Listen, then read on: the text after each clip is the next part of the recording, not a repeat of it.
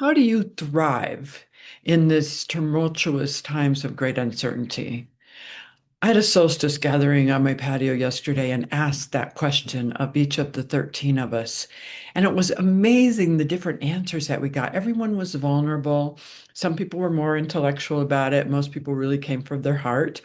But there are things like one woman travels all over to go to peace dances and sanghas and things that keep her grounded and centered. Another woman has conversations with people of all different belief systems and really feels like connecting with others is what keeps her on an even keel. And some people is meditating and more internal self-care kinds of things. And um, what I one of the things for me is community, and asking for what I need has been such a great lesson recently.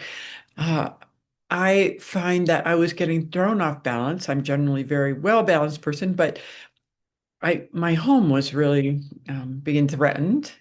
I won't go into details, but I have on my refrigerator, ask what is needed, do what you can. We always think it's better to give to receive and all of that.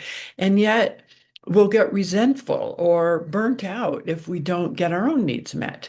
And I've been teaching compassionate communication for a long time. So I know that, you can ask somebody to pick up after themselves. I mean, I wouldn't say it quite like that, but so but in the larger community, I put it out there what I needed in terms of my housing, and it came back to me in a way better than I could ever have imagined.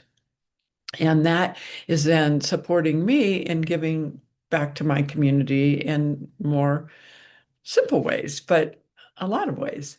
So,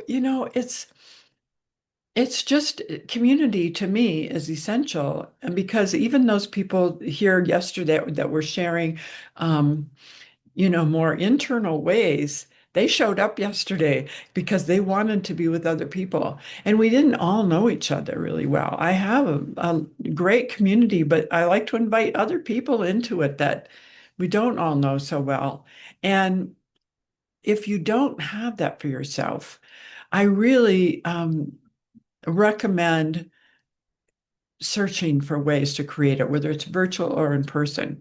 And I have a list of questions. If you go to carolynringo.com, you can get that are great questions to ask yourself, to contemplate. I did this for myself as to how can I have a more balanced life?